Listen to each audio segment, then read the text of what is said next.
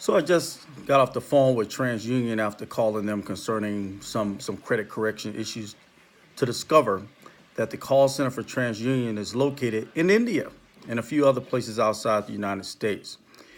We wonder why the credit fraud and identity theft is so rampant and we can hardly get control of it.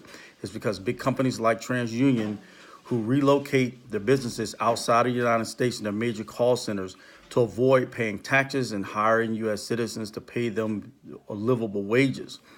And then when there are problems, they also relocate to those countries that do not have the same laws or the courtesies as the United States, nor do they have the obligations to protect your information like they do here in the U.S., because now they're operating under the laws in those foreign countries. So if you wanted to sue them, you'll probably have to go to a foreign court, maybe even the court of the United Nations, and file complaints there, which most citizens are not going to do from the United States. It's costly, and it's a very tedious and arduous process.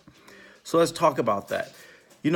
I've always wondered why the scams, the IRS scams from these people from overseas, calling elderly people, telling them they owe tax debts, or that they have traffic warrants, or that they have kids in distress and they need to go get green dot cards to immediately send them money so they won't go to jail and all of these things. And the elderly people do it. It's a multi-billion-dollar business. And that's why it's hard to get control of it. And usually those phone calls are inbound to the United States from some foreign country. How they get this information? How do they know about your tax information? How do they know your name, your social security number? These guys that call and pretend to be IRS agents and other types of people. How do they have all that information? From your credit report. And why? Because TransUnion, being one of them, and I don't know if Experian is a part of this whole fraud too and scam, allows these foreign people, these foreign governments to get your protected confidential information.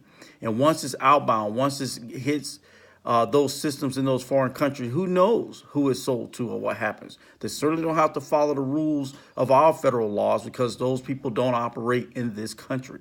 We need to think about that.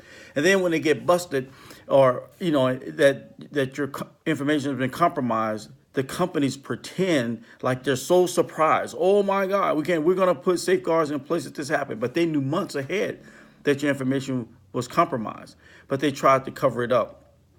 And then they offer you these free services that they'll monitor your credit for a year or two and all of these things. But that's just further getting more of your information into their system. Because they haven't shut down their outbound information. They haven't stopped doing business with these foreign governments to process your information. And did you know that it was going over there? Did you know that foreign people in India have your credit information? And when you call, that's who you're going to talk to. Did you give TransUnion permission to send your information to governments that do not have to comply with the laws of the United States as far as the Fair Credit Reporting Act, the Fair Debt Collection Practices Act? I doubt it.